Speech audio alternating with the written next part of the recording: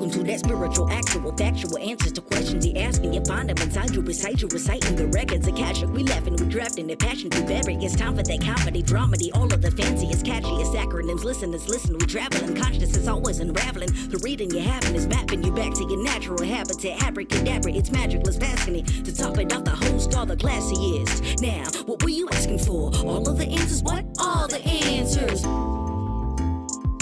You can hear the words I'm saying, right? All right. This goes over here, that goes over there. Dog is in place. She's taken to doing this thing where whenever I'm teaching or doing this with you, she's right here on the desk, but she wants to be as physically close to my body as possible. So her head is on the laptop where the keys are. Oh, that's not good. Or it's on my arm as I'm trying to type. So there's like dog head on my arm as I'm trying to type words. She really is. She's kind of into you. She's kind of into me. I think your dog's kind of into you, Katie. Yeah. Oh, it's sad that boosts my self-esteem. Somebody likes me. So I have this other way that I talk to humans in the public, which as I do this, I do a weekly 3-card spread. So I pull 3 cards, right, for people and post it on the places. And then I have a newsletter and some people read it. And so I hope. That's how that goes. And so I've been getting all this support back from something I posted in my 3-card spread, but I didn't talk about it here, I don't think. And now I can't remember anything ever, but I fell and twisted my ankle. Did I tell you about this? No, tell. Okay, so here's the spiritual story about this. Okay, and this is what I talked about in my recent 3-card spread video. But so I go to this grocery store. It's like a, what are they called? Like a small Whole Foods, like a high-end. Okay. Like a, what am I looking for? Like a fancy grocery store. Fancy co-op. Like a nice co-op-y vibe. Yeah. I come out, and this is the day I'm going to the city to see Rami, actually. Uh-huh. Well, to do like 8 things, including see Rami. I come out. The dog is already at the dog sitter. I'm like halfway through my day. I still have to teach a class from 1 to 3, healing class. It's noon. I put my box of stuff I bought in the front seat and I twist the fuck out of my ankle on the road. I have to sit down on the side of the road. It's really bad pain. Pain is shooting through my whole fucking leg. And I'm like, shit. So I start to immediately have this like big trauma response because I usually have a big trauma response to physical problems. And now I'm crying and I'm having like a little panic attack and I'm starting to get nauseous. It's a whole thing. So I get in the car in the driver's seat and I lower the seat back because I know what to do. Right. And if anybody knows what to do when acute trauma sets in, it's this bitch. So I start tapping and I'm doing the EFT tapping, all this fear. I'm so scared. I'm going to die. I'm all by myself. All the things that are up, right? Right.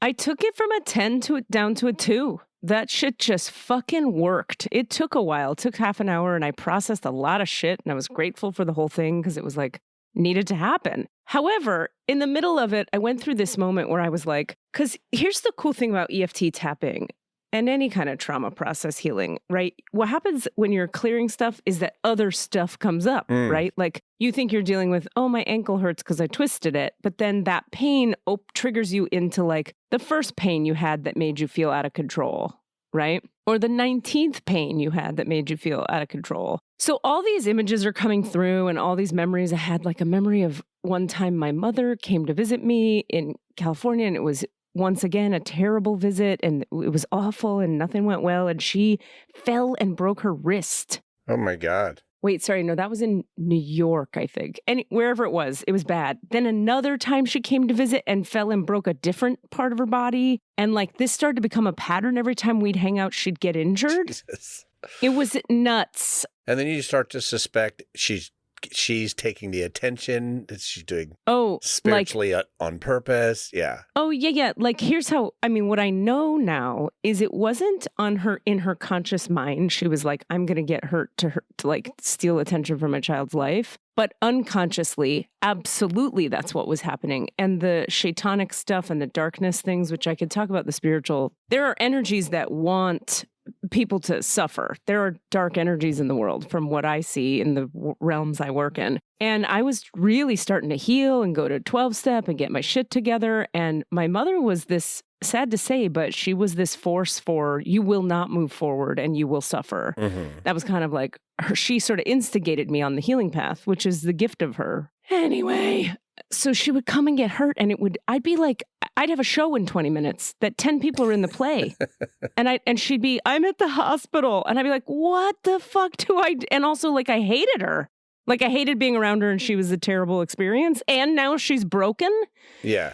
Really complicated feelings. Okay, so I'm there in my car a couple days ago. All that's coming up and I'm grieving like her pain and my pain and how we couldn't ever find each other's heart and how injured she is. And I'm sobbing through this in my car because I twisted my ankle. Then I start to get all this resentment comes up for God, like for the universe, where I go, why I am working hard over here. There are people who never look at their shit one time. All day, every day, I'm working on shit and helping people. Now this has to happen. Fuck you. And I'm mad at God. So then I start, because under resentment is always fear or sadness. So I tap through the resentment and I know that there's something under it. Under it is like all this grief of all the times I've been alone in my life when scary shit happened. When I was 6 months old, 2 years old, 3 years old, all this shit, right? I'm scared. I'm 3 and I'm tapping. I can't, but I'm going to die. And I'm 5. I'm tapping in my car. I'm going to die. All this stuff. Then I'm like, why do you leave me alone all the time, God? All of a sudden, as I'm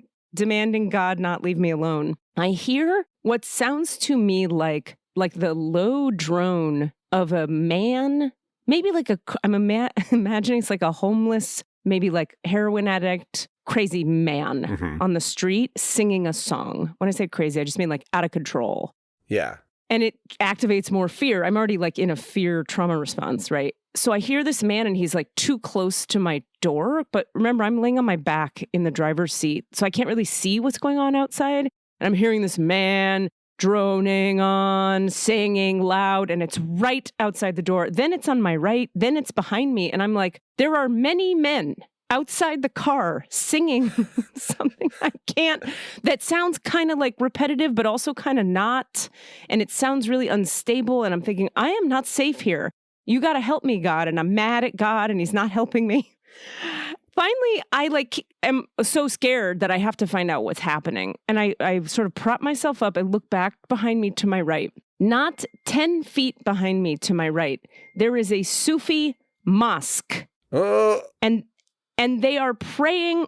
So they are praying the Fatiha, which is a prayer they say out loud and they sing it in the streets to call people to prayer. It is a prayer I use literally every day in healing sessions with myself and other people. And I realized the song I'm hearing, oh my God, I'm going to cry. The song I'm hearing is the heart opener prayer that I use every day to open my heart and talk to God. Immediately, my tears turn to laughter and I'm hysterically laughing. I probably laugh for 10 minutes, just tapping. Then I'm tapping through the laughter. Oh my God, I've been so protected my whole life, tapping. My God loves me so. You're here. Thank you, angels. Oh my God.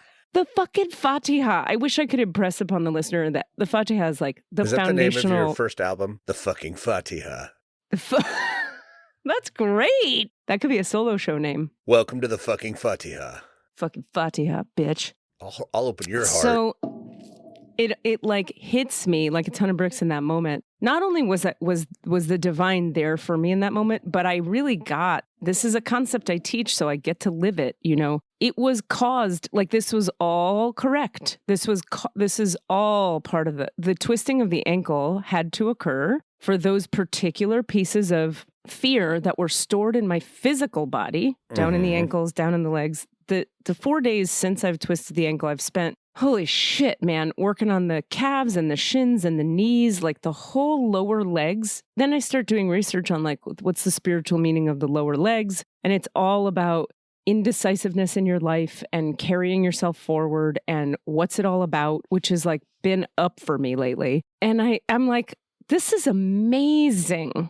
Like, I understand there's pain and nobody wants pain, but it's so true that everything that happens to us is happening for us. Because, I mean, I can't tell you how on point all the healing I've been doing since this injury has been to all the questions I've had right now in my life. And because I'm me and hypervigilant and too aware sometimes, I'm watching, like I'm getting the lessons as the healing is occurring. And then I'm talking about it same day in my 3-card spread. And now I'm talking about it here because I really want people to get, like, I've been in a lot of physical pain and still I'm saying, you know, everything does happen for us, not to us. Like this happened and it really hurt and it messed with my day and it messed with the next few days. But if I can drop into the surrender around, okay, this is happening, instead of like, I don't want this to be happening, God damn it, I'm going to push myself to do my normal life. No, this is happening and you have to lay down and deal with it. Okay, all right, I got to cancel some things. I got to call some people. I can't do this thing. I'm going to have some fear of financial insecurity. Okay, then I could deal with the thing. And then as I start to deal with the thing, all of these insights come up, all of this awareness, all of this healing. And in the last few days, the tapping I've been doing has been like on stuff I didn't even know I had to work on. Because I haven't really been doing the physical body as much. I've been doing all this emotional, psychic, spiritual stuff for so long. And I believe that my time in New York has been about, cool, now we're going to deal with the physical body because now it's time and you're ready. Yeah. And we tried to slow you down. When I look back at the previous weeks, I'm like, you guys have been trying to slow me down, huh? And I've been like, I'm going to start 18 businesses. I call Rami every other day, like, okay, now we're going to start this business and it's going to feed into the other business. And together I'll have all the businesses. Rami's like, all right, girl. And then boom, I got to lay down for 4 days. And suddenly I'm like, right, 6 of those businesses seem really kind of silly right now. But I get really I get spun up in these possibility, visionary times where I can see possibilities. Like I'm like, we could do this and we could do that. And it could be like this. And it can really carry me into the ethers in a way that's like, you understand you have to tie your shoes and put pants on, right? You're like naked in the street chanting about possibilities. You should probably eat breakfast. That's a lot. Yeah. Yeah. And there's multiple parts to what you just shared too. Cause there's the everything happens to you, for you, not to you. Yeah. But even just the part of there's the part of just looking at pain, not as the word pain, but as a bunch of different pieces of things. And then they become less overwhelming because they become things that you can see. What do you mean? I don't think. It was the first thing that occurred while you were talking. I'm reminded of a practice that I was introduced to by my dad when I burned my finger once. And I was really freaking out because that's what pain does. Pain, especially burns, are some of the worst, even if they're just like a little finger, because it seems to take over your whole system, even though it's a localized feeling. It does. And your whole system starts to go, it hurts. I'm in pain. I was burned. And all those sort of labels that you put on it of here's what's happening. You know what I mean? Oh, I see. And my dad was able to stop me. And it's kind of like tapping in an interesting way. I'm drawing the parallels here. I hear you. And he just said, I want you to describe the pain to me very specifically. Yeah. Very specifically. I know what he's doing. I love him. Yeah. And I just went through it and I was like, okay, heat, layer of heat. Yeah. And it's so vivid still, this moment. It's this hand. I know which finger it is. It was such a turning moment for me. Huh. Heat. Oh, there's a stabbing zing that goes from mid knuckle up to the mid front top knuckle up to the middle of the hand. And then there's a buzzing that goes underneath that. Oh, and now there's a pressure. There was 4 very clear components. None of them went away, but suddenly they were 4 things. Right. That I could then go, okay, the heat, it's a little irritating. Ooh, I hate that zing. That zing is gnarly. Okay. Oh, but the pressure is kind of interesting. And they all had a different nature to them, and suddenly they weren't overwhelming. And it still fucking hurt. Yep. But in a sense that looking at the ankle and tapping is going, okay, what's happening actually here? Right. Go into the thing that is actually happening. Maybe it is just the ankle, but what is actually happening in the ankle? Is the ankle broken? Is it screaming? Is it throbbing? Is it, it's 4 things, and in the same way, when you're overwhelmed with oh my God, I have so much to do today. Okay, what's thing 1? What's thing 2? What's thing 3? And what's thing 4? Exactly. Not going to do thing 4. What's thing 1? Oh, I should do thing 1. What are the parts of thing 1 that I should do? I should do the laundry first, then fold the laundry, you know? Right. Totally. Yes. 1,000,000%. To that point, I had a thing yesterday so I have a job tomorrow, excuse me, where I'm teaching a whole lot of corporate people, a lot of hours, some consciousness You stuff. sound super psyched. Yeah. And I'm not. And like, the last few times, it's a long day. You know, but with this injury and like all the work I've been doing around it and everything that comes up around it, like I'll tap through a layer and then I need to rest for like 2 hours. And then I tap through a layer and then I need to have dinner. And then I tap through a layer and then I need to rest for 2 hours. It's like a lot to do, you know, and it's very vulnerable. And I'm thinking like 8 hours with these people on Zoom, I don't want to do this. And so I just started tapping on that. I was like, well, even though I don't want to fucking do this thing on Friday, I deeply, completely I got through 3 sentences and I was like, oh, it's going to be fine. Like the overwhelm just like fully dissipated just in like 3 taps. I didn't even get through all the points on the body because the whole thing dissipated. And what I got from that was that, so if you don't know about EFT tapping, there's lots of different ways people say to do it, but one way you can do it is you start with you tap on this karate chop point, and these are all points on the body called, what are they called? Pressure points or acupressure points on the body that you tap on with your fingers to clear trauma. It's sort of like a nervous system hack, kind of. So you start with the phrase, even though I blank, I deeply, completely love and accept myself. And while you're tapping your karate chop point on your left hand with your right fingers, for example, you're saying that sentence 3 times to whatever negative or heavy feeling you're having. And then you tap through these points all over your body, right? Where you're going like, all this fear, I'm so scared, I'm never going to survive. And you're tapping on your points, tracking the emotions you're having and saying new sentences based on like what comes up as you tap.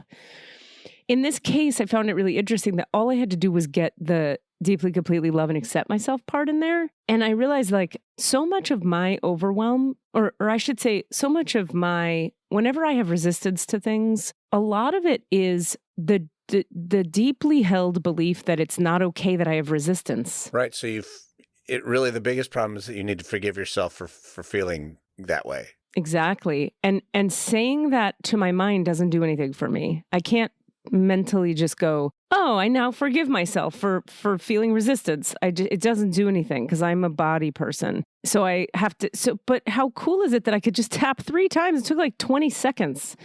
And then all of a sudden I was like, oh, I do deeply, completely love and accept myself. And I don't want to do that job. And that's okay. And then all of a sudden I was like, actually, we'll have a great time doing that job. We always do. We always do. Every time I do that job, I'm always like feeling really accomplished afterwards and proud of myself, and we teach people things they would never know, and it's fulfilling. Yeah, so it's like I recognize that one where you're just and then as soon as you're into the thing, you're like, this is awesome. Exactly. So tapping is cool is the point. Tapping is good. We got to do some EFT on here. We got to bring in an expert. I'm kind of an expert now. That's true. You are kind of an expert. Really, I've been taking this training and I'm like, yeah, I'm pretty good at this. Like, it's so intuitive for me, Right. Really. Like, it's like and there's little hacks that you learn and little tricks that I'm like, oh, I get that, stealing it, got it, internalizing it. But yeah, we should have someone who does it all the time with people. That'd be cool. But they have to be funny. No, I'm just Oh, I'll be doing it. Like, I've started doing it with all my clients because it's so damn effective. And I've given them a bunch of them a couple homework assignments to play with it. And they're emailing me going, oh my God, it's really working. And I'm like, yeah, this shit is fucking good stuff. One other quick thing I wanted to say about it was I was talking with a friend after this happened, and our guest will be here in about 9 minutes. But I was talking with a friend about the way that, excuse me, when you have a physical injury, how that break in your body, it's like a break open in the protective shield of your body, if you will. It breaks into, like, your body is spirit energy in form. Mm-hmm. So it breaks the spirit open. And when the spirit breaks open, you're able to perceive other things. Like the container of the body in a way functions as like when you've had trauma in the past, there's ways that because the body keeps the score, and the body, which is the title of a very popular book about trauma. If you need a book about trauma, Body Keeps Score, really good book. I suggest it highly. Because the body keeps the score, And if you've had any trauma in the past, if you have a physical trauma now, it's going to open your field into all those old traumas, which is why, to me, as a healer type lady, someone who's like, let's get to the bottom of this, I get excited because I'm like, we're going to clear so many things because of this one physical trauma. And what I find so wonderful and amazing every time is to watch the layers. So first there was, let me be specific. First there was like my like you're saying, my ankle hurts. Then there was, I'm scared that I won't be okay because my ankle hurts. Then there's like an unnamed fear that's just terror, just from an old time that I can't really put I was too young to have any idea what was happening. So it's just young terror. Then there's shaking. My whole body's shaking and releasing trauma from whatever. Then there's anger. Then there's memories. Then there's feelings and grief about the memories. And then there's anger. And then there's pain in the ankle. And then the whole thing starts again, such that the pain in the ankle, I don't know, from my perspective, it's 100% just a doorway into all this other stuff. Yes, I hurt my ankle, but like if I look at 10 years ago or whatever amount of time ago, before I had as many tools as I have today, if I had twisted my ankle, I would just be really sad and on my couch and unable to walk for 2 or 3 weeks and going to doctors who would say to me, go back to your couch and sit there for 2 or 3 weeks. Or they'd say, put ice on it. Ice it, ibuprofen, and lay on your couch. I am already doing that. Right. And they're telling me to do that. So they have nothing for me. Nothing. Right. Because it's not their fault. There's nothing you can fucking do for a fucking sprained ankle except don't walk on it and ice it and elevate it. But we all can read that on the internet. So like, I get so excited by the fact that you're not just hobbled on your couch. There is a deep thing happening. Something is breaking open. It's happening for you if you're willing to look deeply at what's happening and explore what's under it and then process what's under it. So I recognize that's 4 things you have to be willing to do, which are hard to do for some people. Like, be willing to see that it's happening for you, ask a question, what's under this, feel what's under it, grieve it, and that's a lot. Yeah. I get it. And take the time to do all those things. And take the time to do all those things, which comes back to privilege, the fact that I can take the time to do all those things. Though I do want to say, there have been times in my life where I had $10 to my name and I took 4 days to do a healing process. Just fully broke, fully fucked, living in a place where I'm like, well, hope I can pay rent, but right now I got to heal this for 4 days. Yeah. And every time I've been taken care of, not by people who helped me, by the divine. I didn't have people fucking helping me, which is part of where when I get defensive about entitlement and white privilege, which I don't about white privilege so much because I see how fucking privileged I am. But when I do, it's because I need people to understand how not easy this, I haven't had a lot of, there's a lot I haven't had. Yeah. So there's a way that I go, all right, but hold on. Like, this has not been an easy road over here either. But that doesn't negate, like, all the other ways that privilege is very real. Yeah. Like, just being white and just having... The individual basis of your struggle is also very much true. Like, your struggle... Right. Yeah. And privilege is real. Right. Yeah. Absolutely. Like, imagine if I were a brown lady and had all this shit. Then you... Yeah. You would have gotten kicked out of your... Possibly. More likely to not get your... Because you didn't pay rent on time, you got kicked out. I don't know. But it doesn't... Whatever it is. We can only theorize because you had your experience and it was what it was. Yeah. Anyway, it doesn't justify being upset about it, but it's just a thing that comes up in my reality. And here comes our guest. Andress Nichols on the thing right now, except you're muted. What's up, homie? Now I'm unmuted. Hi, guys. Yay. Hi, you're here. Oh my God. Okay, we met a single time in person, and right now you look like a fully different person than the lady whose face I remember. It's the glasses. Did you have maybe it was, you had just ridden a horse. Oh, yeah, so I was sweatier. You had ridden a horse and we were outside. So, first of all, you have an amazing name, and I want to know more about it. I want to know about Andress. I'm going to ask you about it. But for context, for the listeners, we have had my dear friend, I'm going to get it wrong because I'm terrible at family tree things, but let me try it, brother's wife, that makes her your sister-in-law? She's my sister-in-law. Yeah. Yes, I did it. Kat Zidan, your sister-in-law, good friend of mine, came on the podcast. And so we're all in the family here. Andrus is Kat Zidan's husband's brother's. Fuck me. You know who you are. Wife. Yeah. I'm Wife. her sister-in-law too. Oh, so Yeah. you're like the double. You're the double in-law. Like it goes out 2 levels in that Correct. weird way. Still an in-law. Yeah. Right. Yeah. And so I had the pleasure of meeting Andrus just like at your house. I was hanging with Kat in Connecticut, and where Kat and her partner are building a home right near your house and Kat's husband's parents' house. So I can't do it. Anyway, so there you were. You had ridden a horse. We hung out. I liked you. I think you liked me. We've stayed in touch. We've done some woo-woo stuff together. We have. And part of why I'm so excited to have you with us is you're just right up our alley in terms of like, you're a working actor. You have a theater company. You're a all-around badass artist, lady person. And you're into the realms of the woo-ish. Yeah. Is that a bit, fair? Yeah.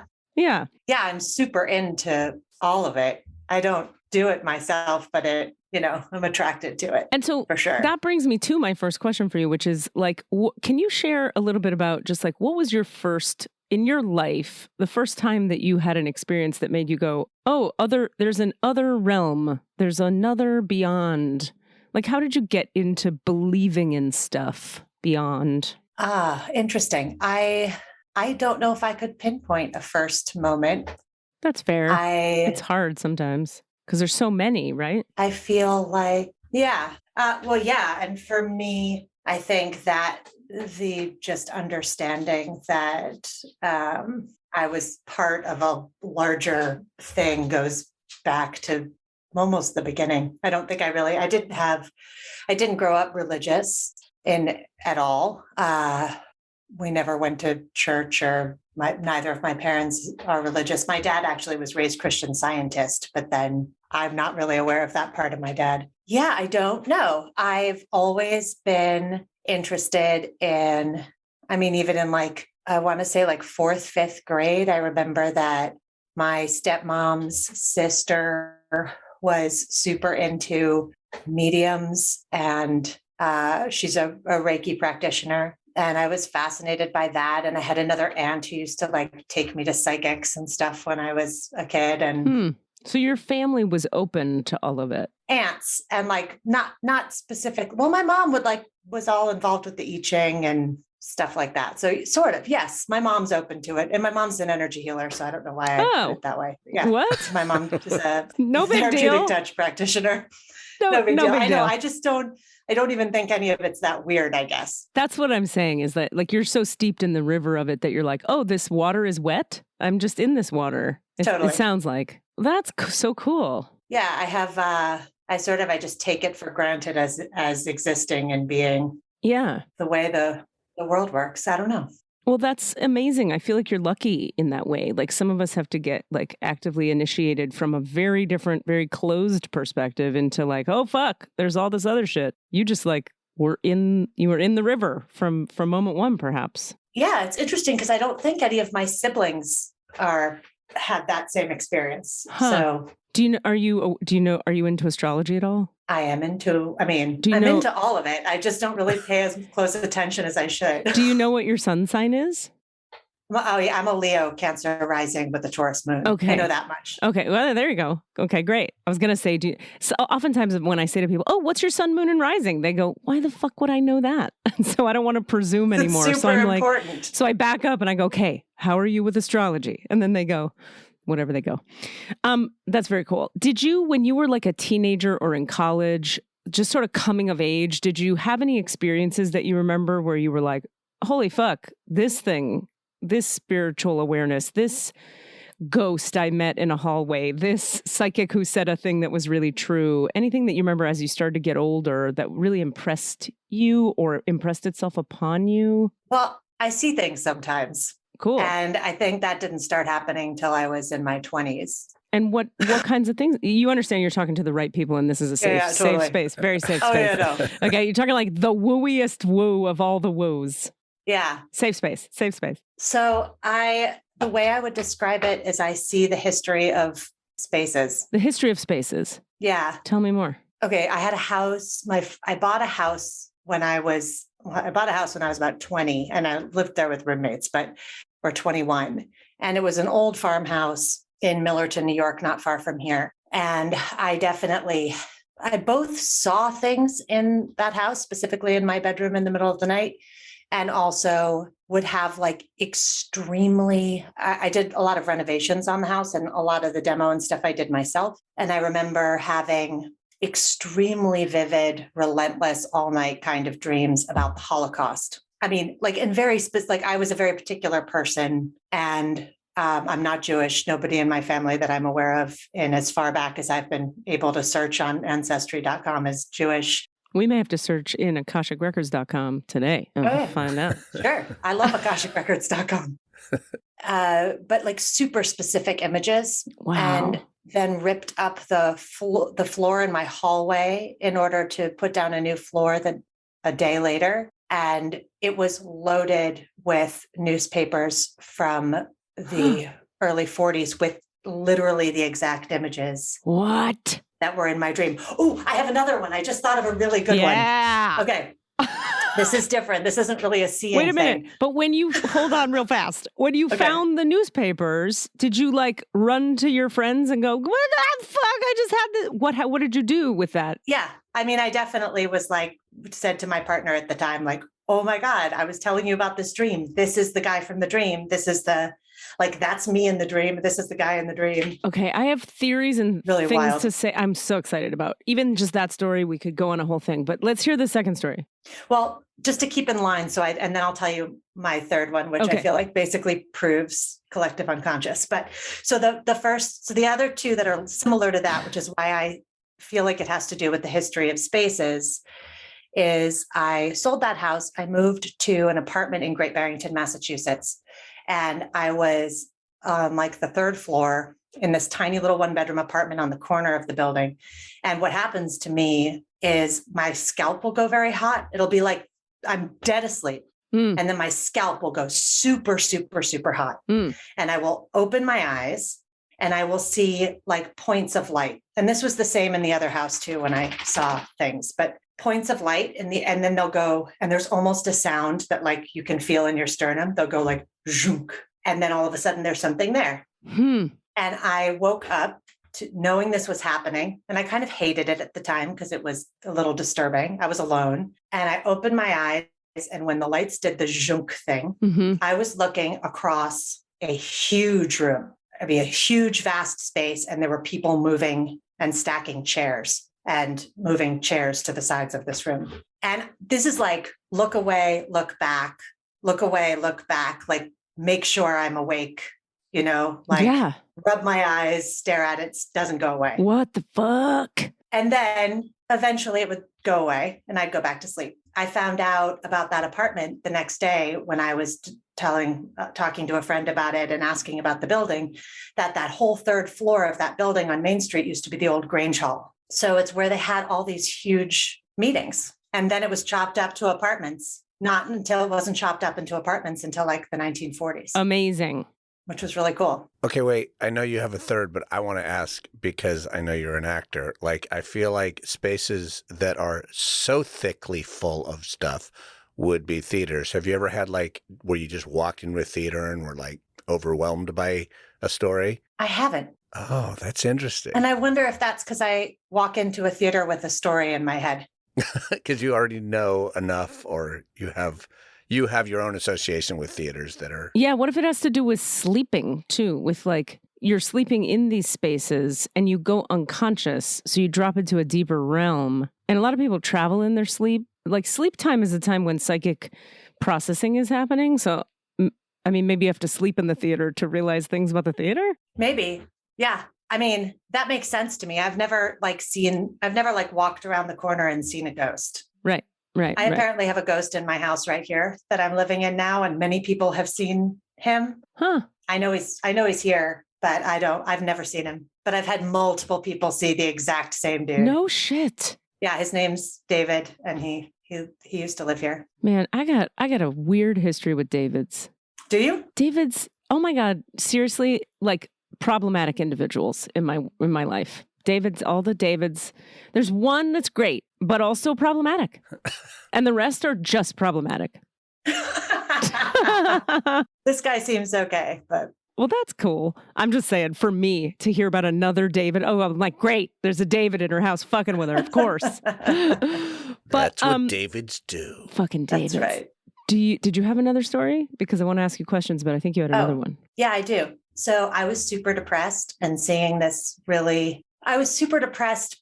Is that even accurate? I was in a long inward, maybe downward, but mostly inward spiral of stuff and seeing a really, really amazing Jungian therapist. And it was like very seeking. I wasn't in a desperate place. I was like just really in a seeking place of how to find my way up, I guess. This is actually right around the time, I think I was living in Great Barrington then. So this is my early 20s. And I used to write. I was a lit major in college and did a ton of short story writing. And that's what I thought I was going to do with my life back then. I was feeling something super specific that was clearly the answer of how to get out of this place I was in, the stuckness. But it wasn't something that I felt like I could write. So I decided to attempt to paint it because I don't paint. So I had no judgment about like my ability to paint. See. Right. So I painted this series of 3 or 4 paintings. It's kind of light bouncing around in a box. And I brought them into my therapist and we were talking about them for a few weeks. And then somebody gave me a copy of Andrew Harvey's Hidden Journey. Do you know that book? I don't. It's about Mother Mira. Okay. And it's this little paperback. And at the end of the book, there's just like an extra page with a painting by Mother Mira. And it was the last painting of this series. It was the last painting of this series identically. Like it was crazy. Sorry. So then I brought that to my therapist and she was like, I have a friend in Germany who's researching this. Can I send them your stuff? What? And I was like, take it. I don't need it. I needed to do it. I don't need to have it. Hold on. Say again the part about how you realized that the painting was in the book. The therapist handed you the book? No, a friend of mine. A friend of And yours yeah. And so I read the book and got to the last page of the book. And then there's like one more page. What? Okay, did you get any deep spiritual awakening or emotional experience from the book? Actually, no. Actually, the book, it's like if you don't read Catcher in the Rye at the right moment. Yes. It's like doesn't work. Yes. I was like a little beyond Hidden Journey at that point. And I was like, I appreciate that this was super powerful for you when you were 18, but it's... Because my guess would be if that occurred, that there's some kind of connection for you with the book. Some connection. I don't know.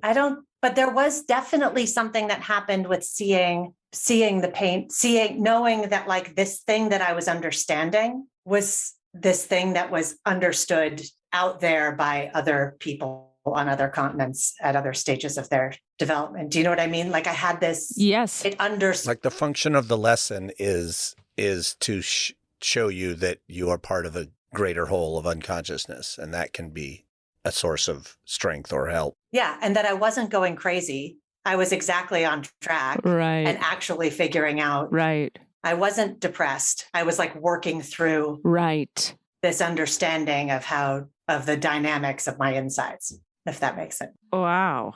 Yeah, that makes total sense. I'm just amazed. I don't have a doubt or a question about the collective unconscious. Like it's so present in my daily life that I'm like, well, yeah. But because your language about this proves that it's a thing. I think it sounds like at the time you needed fucking proof that was a thing. Yeah, I think I must have. I think I was feeling fairly alone in my own journey at that moment.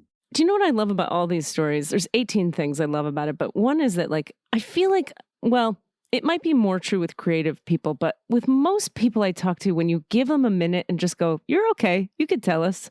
People have fucking stories about this shit. But everybody's a little hesitant at the get to be like, well, I see things. And then you get them going and the most amazing shit tumbles out of people's faces. Yeah, you don't just kind of see things. You like for realsies tap into serious detail about spaces and things and all kinds of shit. Is it weird to just say that it feels like it's not that special or that wild? Like, I'm actually not embarrassed to talk about it. It just sometimes doesn't occur to me to talk about it. Okay, that makes sense. You and I did a session together. I did a session with you. And after I did that session, I was speaking with another friend of mine who had also done a session with you. Okay. And she was like, did you tell her about the stuff you see? And I was like, no. She was like, I really want you to tell her about the stuff. Me you see. too. And I was Me like, too. why? Is that Well, the reason is, well, there's a lot of reasons, but one is like when folks let me personally in on something like that, it helps me understand how your system operates. It's sort of like when people come for a reading, less of a healing and more of a reading, and they go like, so tell me my purpose, end of question. And I go, no, what? No, you have to tell me more than that, fucker. Because the reason is, where I get edgy about it is like, people want you to just like, just like I open the records and I see everything and here's all this information. There's so many things I have about that I don't think are how people need to function with people.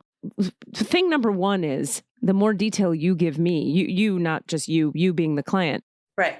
The more detail that comes in, then the other side starts to show me the entire picture multidimensionally of everything. But if you just throw out a slab of like, tell me my purpose, well, you're not painting any kind of picture that can then be built on. Now, I understand that people don't know that I need that. So that's where I try to coach people and go like, hey, so the more you can tell me, the more I can tell you.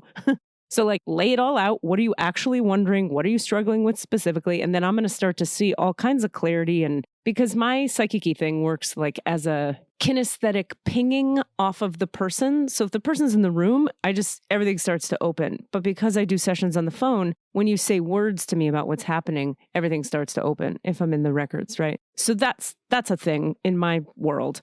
Also, I just, as a coach and as a person who's done a lot of therapy, I don't think it's really right unless the divine says to me directly, hey, tell the person this, then I will. I'll just do whatever it says to do. But if it shows me this elaborate picture and the person's like, tell me everything, it's sort of like this is how I hold it. By the way, this is a total tangent from what you were talking about, but I feel like this is important for people to hear. Yeah. If you and I are friends and you say to me, and I'm like, I don't know, you're married to my brother. Now here we go back into family talks. And you go, tell me everything about John. And I know everything about John. Maybe some shit you don't need to know or want to know actually, and it's not going to help you to know. And by me telling you, I'm now putting myself in a complicated position because of what you shouldn't know or do know, or I want you to know, but John doesn't, or his cousin doesn't. It's complicated. So to just tell everybody everything, it's not actually boundaried. So I like to go, okay, but specifically what are you struggling with and specifically what do you want to know? Because I feel like psychics who just go like, blah, blah, blah, blah, blah, they really fuck people up sometimes. I get those people later. They call me and they go, this psychic one time told me fibbity bibbity ba. And then I got to peel it back layer by layer and go, okay, don't panic. Here's why. And then I got to teach them for 45 minutes about why they don't have to panic about this fucking narrative some psychic gave them 20 years ago that has fucked them for 20 years. So I really try to take high levels of responsibility. I had a client a few months ago say to me like, I don't understand why you need all of this information. Shouldn't you be able to just blah, blah, blah, blah? Right. Prove it to me. Right. Prove it. And I'm just like, I am a boundaried person who cares about you. So I'm not going to vomit into you random shit. And also, I respect my own process. So no, if this doesn't work for you, bye. But you got to give me some intel because that's how it works. That's just how it works. And I'm not going to prove it to you. I got people who don't need me to fucking prove it to them. Crankiness. Totally. That's why you're not a TV psychic with a big audience and cameras on you saying, is there a person in the room with J in their name? Do you know a J? Although those guys, some of them are really, I'm obsessed with the Long Island but medium. they have to exhibit that proving behavior just to keep their vibe going. It's not necessarily, doesn't invalidate what they're doing, but that proving thing we've talked about a lot. It gets in the way. Oh, like you're saying I'd be cranky and they're like, sure, I'll prove it. And I'm like, I'm not proving shit, bitch. And then the show was I over. don't want to display my. It was a great show, though. Blackout. 20 minutes in, end of show. Okay, so all of the things I was asking you, Andrus, also were, I was kind of slowly leading to, you said a thing to me that I thought was really cool at one point, which I think is a safe thing to say. It's not too personally revealing. That's fine. You had said, I was in this period where I was just clicking along. Things were clicking. I was like in the zone. Do you know what I'm talking about? Yeah. It's like, and like, yeah, for me, life is like my part in this whole big thing feels like there's 3 different ways I can feel about it. Either I am like it really feels like a river to me, or like a big stream, not necessarily of water, but like definitely of flowing, moving in one direction. I'm either like in it and headed in the right direction and things are magical and serendipitous, or I am turned around and for some reason attempting to swim upstream with all of my energy, just getting like bashed in the face by the flow going in the opposite direction. Or I end up in like a little eddy where I'm not fighting it. I'm also not like going rapidly with the flow. I'm just kind of stuck. And usually I'm like, and sometimes the stream is like wild and fast, and sometimes it's like calmer. But yeah. Do you ever find that the universe puts you in an eddy for a reason? That makes complete sense. I'm not sure that I framed it that way. Yeah, or always able to understand or articulate what the reason may be. Yeah. At a given moment. Yeah. Well, it makes me think about when you say that about the 3 ways of framing the river, it makes me come back to the self-will predetermination conversation, which I want to touch on a little bit. But before I do, I want to say the thing about part of what I loved about when you said that, when we spoke before, things were clicking, I was in alignment, and then they aren't, or they weren't, or they shifted a little or something. It's really cool to me when someone is in the flow like that and can recognize that they're in the flow of the universe, the river you speak of, and not just like, I'm doing great because I'm great, me, I. Now I'm not doing great because I'm not doing great, me, I. You were saying to me, I'm in this bigger thing, this flow, and then I'm sort of not in this flow. What happened? Did I step out of the flow? Did the flow stop? Like, it was your framing of it that was pleasing, nourishing, fulfilling for me, because it included an understanding of a moreness, of a bigger river that you're part of, which is why I start with like, where did you start with spirituality? Because someone who can frame it that way clearly has had a journey with being a part of this river. A lot of people, you got to teach them they're part of a river, believe it or not. And so you already knew you were part of a river. And not only did you know you're part of a river, but you were like, I don't know, the metaphor was so clear to you that it was refreshing for me to hear you ask that question that way. And the reason I say the thing about the eddy and the universe putting you in the eddy is that so often, 9 times out of 10, people come to me and go, everything stopped. It's not working. What am I doing wrong? What do I have to do? And I'm right there with people. I'm like, shit, I feel you, girl. I don't know. Let's find out. And then I ask, and the guidance is, this is where you have to be. You have to be in the eddy right now. We put you in the eddy. The eddy is where you are. Be in the eddy. But boy, is that a hard concept for us to get on board with, that actually, particularly I think Americans, because we're so into our own fucking power and we're so into self-will and self-determined imperialist kind of like, well, I make it happen. And there's so many times when you can make things happen as an empowered, sovereign, amazing person like yourself or me or Cassidy, that it's very confusing, I think, to the mind when you can't. And so I feel like a lot of times I wind up being in a role with people where I'm going, in a way, we're not actually in control. Even the things you think you have control over, how did that control become yours? Did you endow yourself with that ability? No, you had it and then you don't. So where's it all starting from? Is it all starting from you and your choice? Or was it, you know what I'm saying? Is this reading? Oh, yeah. Yeah. Totally. I feel like it's interesting because I feel like, I guess at the core of it, I don't feel like there's that much I can control. That's not to say that I don't do a lot or and sometimes I waste a lot of energy trying to do too much, but I do feel like my role in it, in steering the thing or I just think intention is the being clear about anyone being clear about their intention, and the more specific they can get about that intention, that's kind of all you can do. Like the propulsion element of anything actually happening, I feel like doesn't belong to me.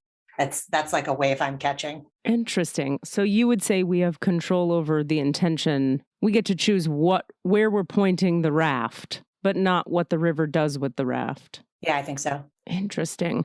This has been something that's coming back, and we will get in the records in a second if you're open to it, if you want to, Andres. But I've been reminded lately about intention.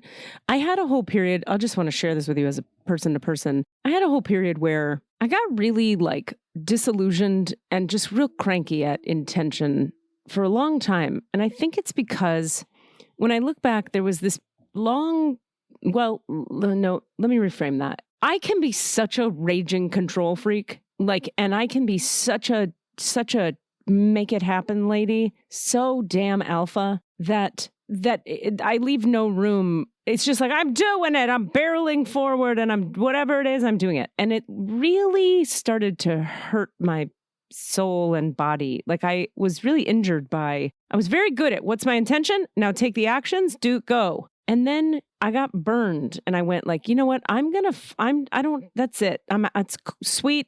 I get it.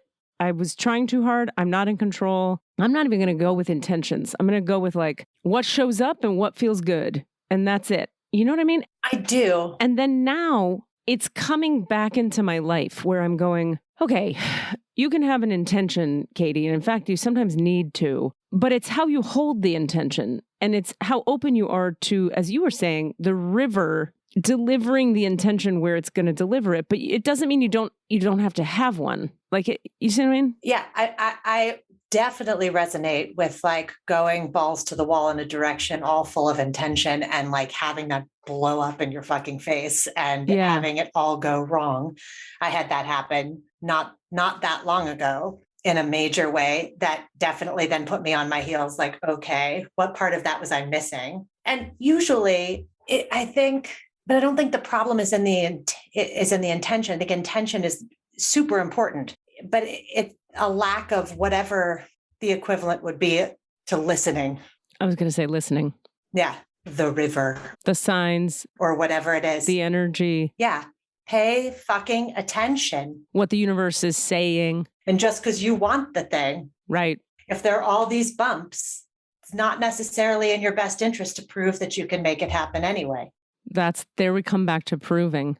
We talk on here a lot about a concept I learned from a teacher that I try to tell people a lot, which is anytime we're coming from the energy of proving, that is necessarily an egoic endeavor and not the healthy kind of ego that you need to survive the world, but the ego part that's, just trying to find its own value outside of itself in a way that it doesn't actually need to do, that where the value is internal or the value is in just being with rather than doing to prove. And yet, when you think about human design, it depends on your chart. It depends on your human design chart. Because if you have a defined ego or a defined will center, and you're a manifester, say, you can get into the energy of proving and it's going to work for you. But all of us here are generators or manifesting generators. So proving is never going to help and never going to work. And it's amazing how often that shows up. I don't know what you mean by any of these things, but that sounds right. But you know what I mean about proving. Oh, yeah, I know what you mean about proving.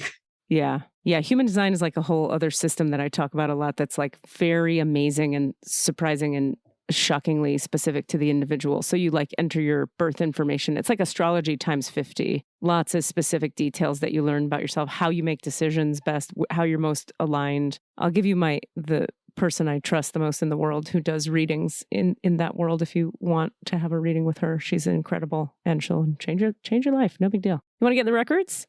Sure. Do you have any questions? For them, you mean? Yeah. Well, maybe yeah. You don't have to tell them to me now. I'm just saying, do you have any? Well, maybe it would help to try to articulate it first because I'm having a tough time articulating it. Okay. I mean, we can do that in the records too. All right, forget it. We'll do it in the records. Okay. Let's go, baby. Can I grab your full legal name once more? I know you've told me before. It's Margaret Andrus Nichols. And I never asked you about it. Where does Andrus come from? What kind of name is that? It was my you love this stuff. It was my paternal great-grandmother's maiden name. Paternal great-grandmother. I got it. Okay. I was able to do it. I got there with you. It took me a minute. Got there. Awesome. Okay. And is it like German? Is it Irish? Is it Italian? It's English. Okay. All right.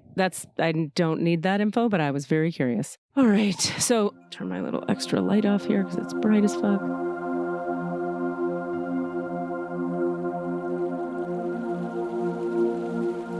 All right. So we'll close our eyes for just a moment.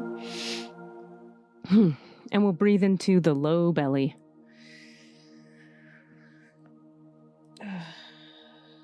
Expanding the low belly as we inhale and really allowing those low belly muscles to relax and open.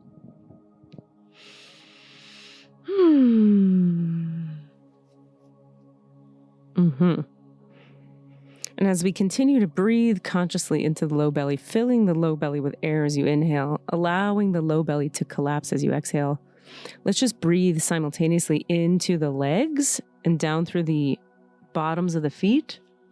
Just becoming aware of the legs and the bottom of the feet. And we'll visualize at the bottom center of each foot a little spinning foot chakra that opens at the bottom center of each foot, spinning open, spinning wide.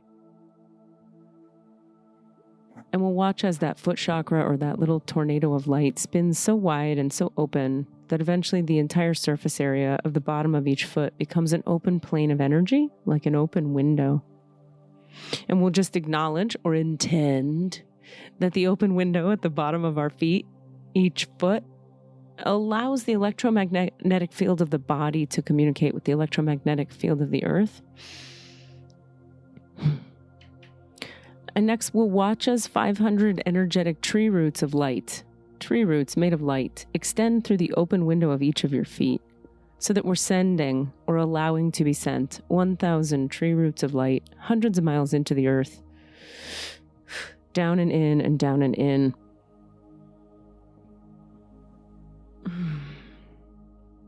And we'll watch those tree roots that come from the tree of light that is your body-mind organism. We'll watch those tree roots anchor down and in, hundreds of miles down and in, 1,000 of them, in every direction, spreading out, grounding down. And we continue to breathe into the low belly. And we'll watch as a grounding cord now extends from the base of your spine. About 1.5 feet wide grounding cord shoots from the base of the spine down to the center of the earth.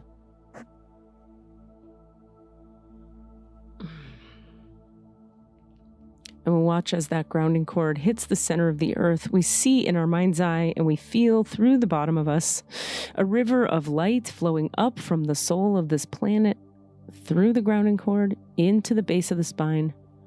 We'll watch that river of light flood forward into each hip socket, down through the quads, glutes, and hamstrings, down through the knees, shins, calves, ankles, and feet, and down into the roots we established moments ago.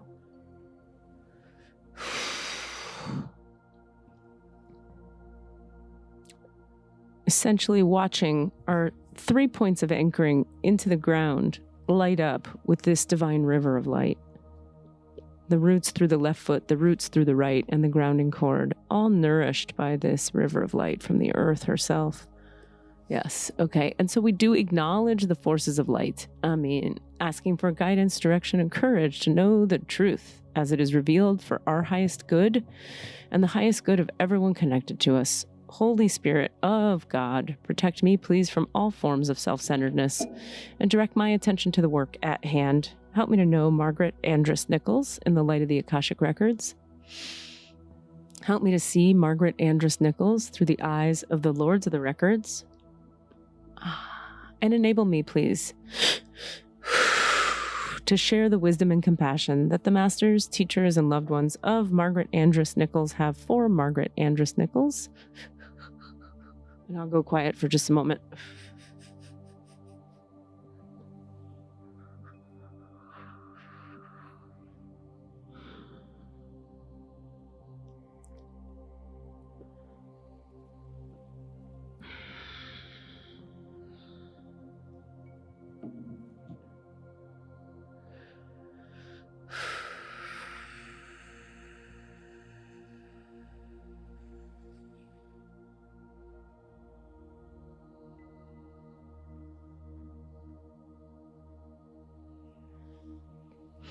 And as we deepen into the Akashic records of Margaret Andress Nichols, just asking that anything and everything in the way, in her field or mine, that would stand in the way of her receiving the highest and best, clearest and most direct guidance from the universe, from the divine.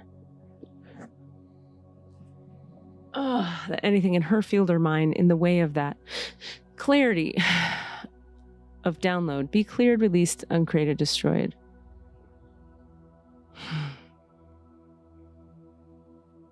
Okay, and I ask just that you deepen me a little bit deeper into Andress's records now, so I can hear her guides, her team, her angels, her higher self.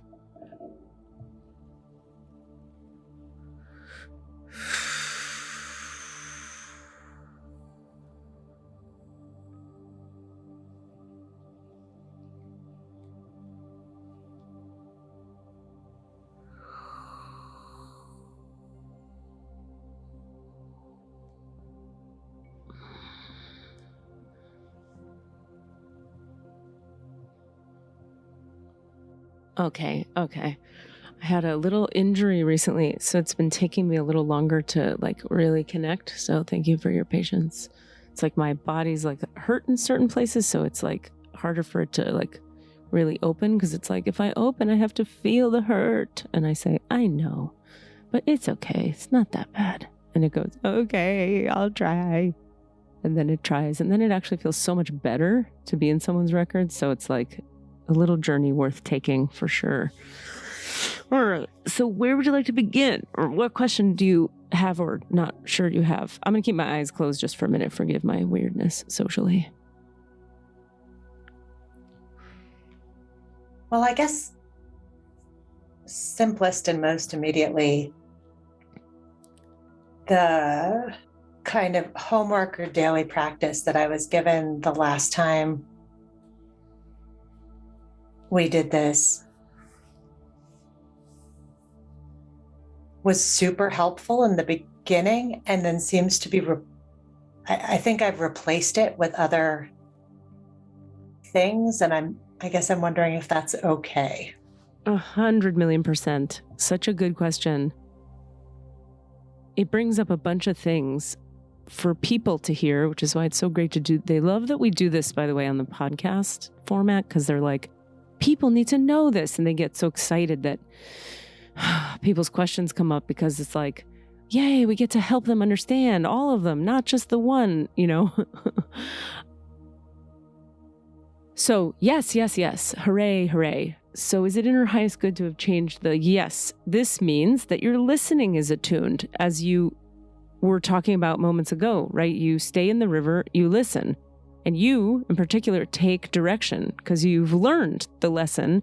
And humans have to learn it many times, and that's okay. It's because the antenna, the receiver of your body-mind organism, is oftentimes dulled by the realities you have to contend with in your world. So you're not crazy or wrong. You're just fucking running around trying to do life in a 3D reality with all the density and duality, and it makes it hard to keep the receiver shiny. But you are tapped into the receiver, listening, getting information, and taking action. So hallelujah. Our only question for you would be, is it bringing you, whatever you're doing, is it bringing you what you need, or do you need something else? And it's our question. It's not there's no hidden agenda there. It's just a question. I think it is. I think it is bringing me what I need, because it seems to be seeping into all other parts of my life. Well, there you have it. Yeah. Alhamdulillah. And, thank you for asking too, because this is something Katie ends up, I end up teaching in class a lot, which is when people say, what's the best spiritual practice? And this is something I've learned myself too, is that a spiritual practice is a spiritual practice for now.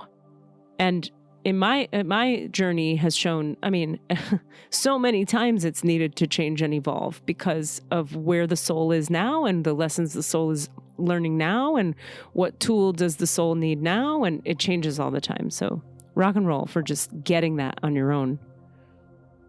Cool. I guess my other question is, as we were talking about eddies or being, I definitely feel, especially since the last time we did this, or like much, much, much more in the flow.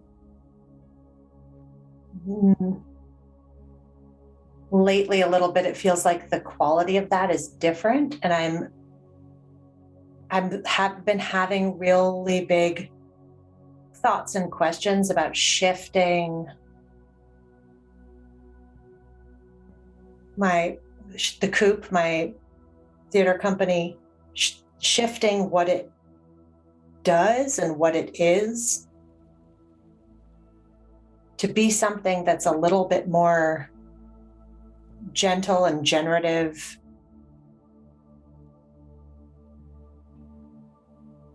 and about development of, like, instead of about production.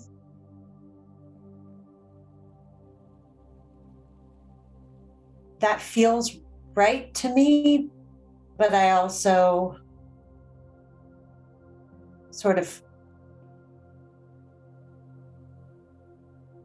I guess I can't tell, and I'm looking for some guidance on that. Okay, and when you say gentle and generative, can you say more about what that means? Yeah, like much smaller, much like we've been running these things called clusterfucks, where these writers groups that have been the most successful part of the last, even more than just the COVID times. They feel really constructive and awesome. They're not particularly flashy. They're not geared specifically for production or getting anything out into the world.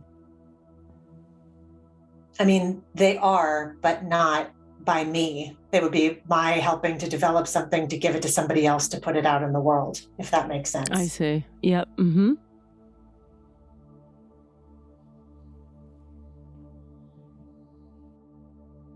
So you're wondering if you need to take the company into the full direction of that? Yeah. Rather than producing plays? Yeah. Okay. Would you enjoy that? Yeah. I mean, yeah. Yeah. What were you going to say? Well, I just feel also like the company is bigger than just me. Mm-hmm. I just happen to be at the helm. So I just want to do what it wants done. Mm-hmm. And what works for the collective. Is that right? Is that what you're saying? Yeah, I think so. Yeah. Okay. I don't want to put words in your mouth. I'm just trying to get what you're asking. So those words match what you're asking? Yes. I suppose, actually, if I'm going to be really brave, there is a world in which this company doesn't even need to exist. But I don't think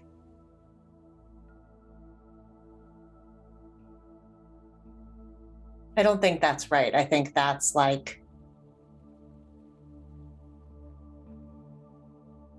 the world has just changed so much in the last, especially in theater, in the last, year and a half. And it doesn't feel like the theater company that I was trying to build in the before times, pre-COVID, it doesn't really feel like that's a possible thing to do right now, nor does it feel like what the world needs or what I need to be doing. So I'm just trying to figure out how to roll with that and make sure I'm still. But maybe this is one of those eddies I'm just supposed to sit in for a while. Make sure I'm still. What was the rest of that sentence? Make sure that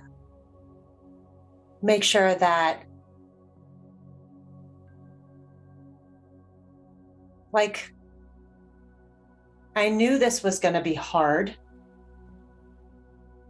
And astrologically, actually, it was unfortunately set up to be pretty hard, I was told at a certain time. For a certain period of time, the birth of this company. Okay. I'm totally willing to stick with it and help change it into whatever it wants to become. What would be the reasons in your mind so what was the company trying to do pre-COVID? What was its aim? Okay. We were trying to create an equitable, healthy workspace for play development and the production of plays, where there were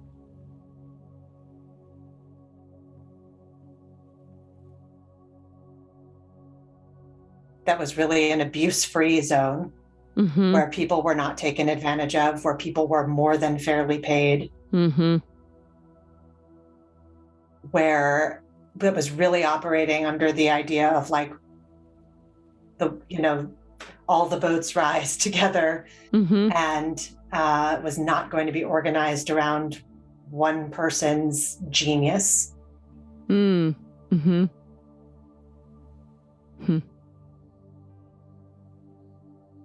All of those same rules still apply, but we were also trying to produce theater we went straight to a fairly big off-Broadway contract, which was financially very, very stressful. And we lost a lot of money. And so the next thing we do doesn't have to be financially extremely successful, because you can't control that, but it has to be a safer bet. And that could mean producing on a smaller scale or any host of things. We can't take another risk like that again and still exist. I see. So, okay, I feel like there's a lot of questions in here, and I don't want to, again, I'm trying not to put words in your mouth, but I want to really know what you're asking. So I'm getting a few things, okay? So I'll just tell you what I'm getting, and you can tell me if it addresses what you're asking, because I'm not entirely clear. But I think what you're saying is like, does this theater company take a whole new shape? And is that in its highest good and the highest good of all concerned? That's been a yes since you started talking. The new shape, that thing really reads. That's like, yes. Now, it's interesting because, yeah, and when you go, does the company still need to exist? It's a no. It's a no, and it keeps being a no over and over again. So then I'm looking at, well, do you guys mean, is that like the company as it used to exist does not need to exist? Correct. All right, so can the company take a new shape? Yes. And so in developing new work, there's no risk, right? Andrus, there's no financial risk. Not much. Yeah, that's excellent. Now, is it in this company's highest good to be producing plays? That's a no, because,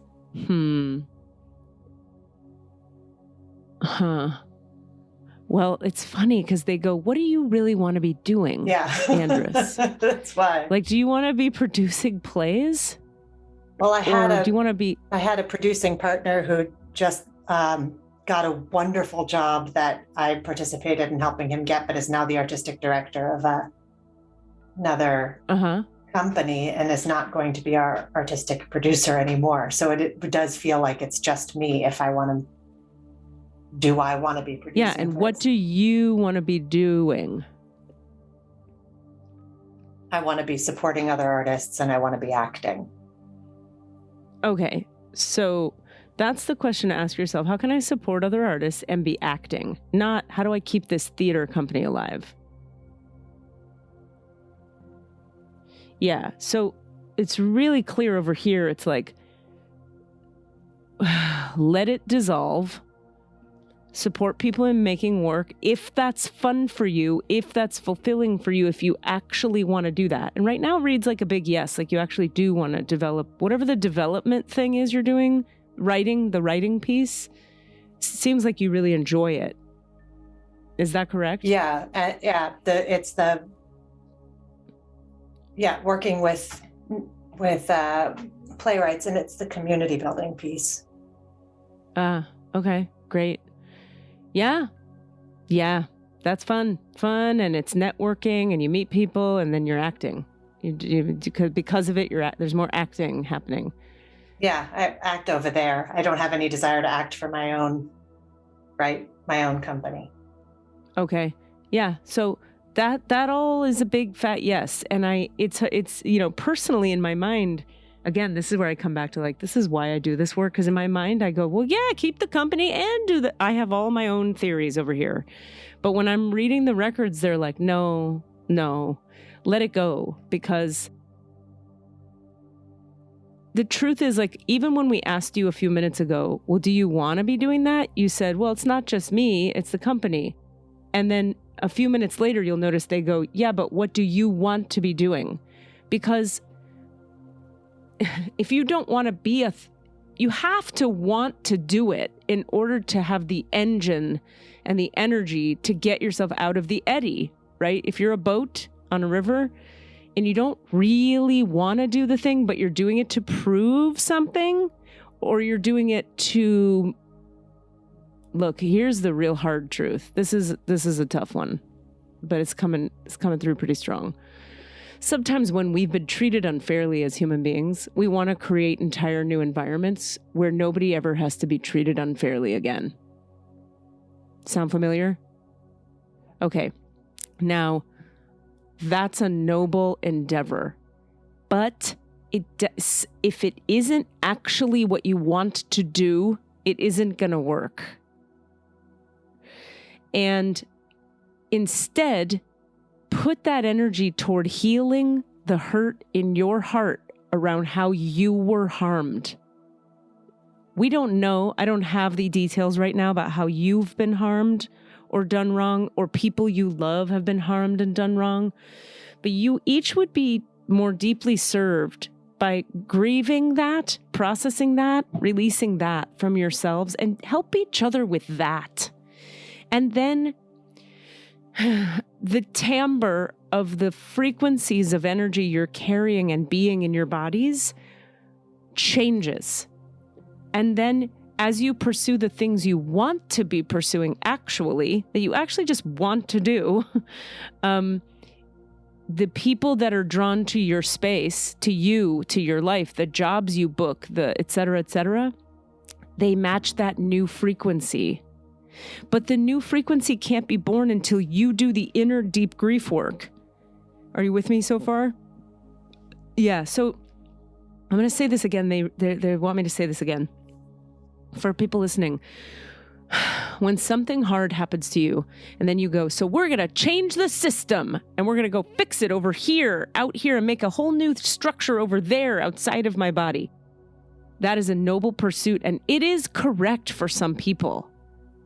But regardless, okay, but it's not correct for all people. That's not everybody's job on Earth to build a whole new structure, okay? And how do you know? You have to do the deep listening. And in this case, the deep listening points you to grieving, doing your grief work. Sometimes before you go off, and they want me to get this too. This is one I learn over and over again. Before you go off and start 90 businesses, Katie, what are you upset about? And what needs to be processed through your system? What do you need to get mad about and release from your energy field such that you don't actually need to start 9 businesses?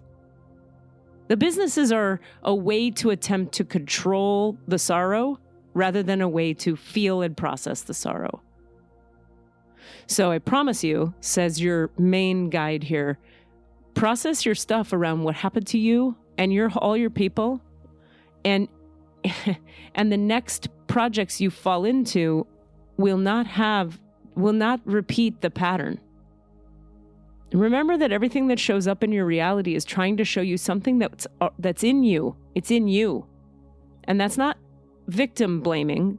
Don't misunderstand. It's the external reality is always showing us something we're carrying inside that needs to be processed. Just like we started at the beginning of this podcast today talking about me twisting my ankle. It's a teaching. It's going, what are you holding in the bottoms of your legs? Let's move it out, because now it's time for it to move out. Does all this make some sense to you? Yes. Okay.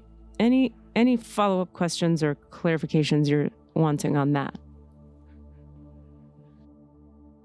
No, actually, I told you I was going to have a hard time articulating it, but that was very helpful. Oh, good. You did great. We got there. And again, they're like, this is really deep stuff. I mean, it's funny. They're like, oh, we empathize with your therapists. We empathize with them because they're constantly trying to steer humanity. Therapists have this way that this is funny. Okay. Therapists have a way that they think they have to do things to help humanity steer back to what we just said to you quite plainly. What we just said to you quite plainly was, instead of going out and building a whole new thing to make a whole new structure that isn't full of pain, process your pain. But humans don't like that answer and they don't want to do it. So therapists have a way of going like, I'll just hold space forever silently until they realize all they can do is feel their pain. Whereas like we need some people in the world, this is what they're saying, like you guys who can go, let's tell you what to do. We could just tell you there's a hack and you can just apply it. Hey, don't go build a new structure, grieve your pain, but actually grieve it, but actually do it with some help. Cut to the quick already. Humanity doesn't have time. This is not for you now, Andrus. This is for everyone. Humanity does not have time anymore to like slowly over 10 years figure out you're mad at your dad in 7,000 therapy sessions. You guys have to wake up now. The planet, that supports you is not well. Now, like right now. So they're kind of pressuring me here to like be as direct as you are, because people need to wake up and understand how to process their shit so they don't go building more broken structures. Last thing we'll say, when you build a new structure that's meant to have a whole new no trauma in it thing, guess who's the most traumatized people in the world? The people building those structures.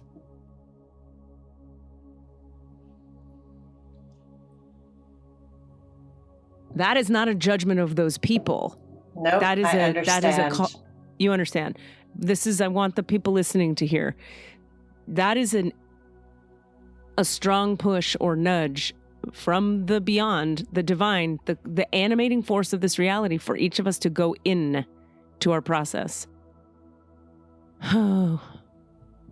It's like they see the world that we could be living in and they see what we do, and it's, trying to squeeze what they see through a nervous system like mine, you end up having to say words like this because the world is so late to the party. It doesn't even know the party it's in the middle of. Okay. Any other questions, Andrus? Because I know we got to wrap up for time, for everybody's sake. Thank you for all of that, because 8 reasons. I needed to hear all that today. You just helped my body by getting me in the records. Thank you for that. And just, it's not always the easiest thing to tell the truth in a direct, blunt, straightforward way for me, the human being. So when I'm in the records, I don't often have choice. They just take over and it's like, we're telling the fucking truth. Everybody deal. So it gets me out of my own egoic, fear-based, what if they don't like me if I'm direct and tell the truth? And they go, we don't care if they don't like you. We have a bigger thing going on here.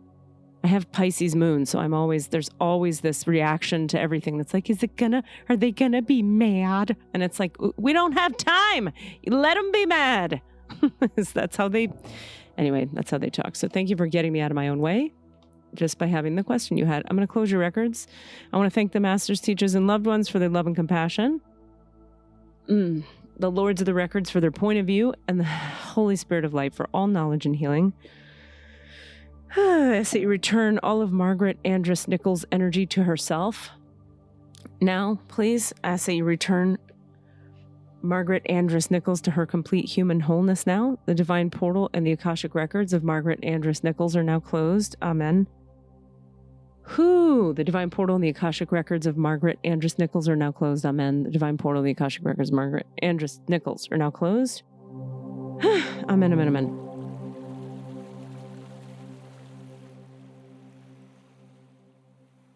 Also, something you did for me right there is you made me realize, by being in that space, I realized like, oh, I need to go do a bunch more. I can feel, because I was in your records, where I need to, this healing I've been doing with this injury I had, like being in your records, they were like, by the way, also work here, work here, work here, work here. They're like, now you know your homework for your healing of this thing you're in the middle of. So thank you. Oh, my pleasure.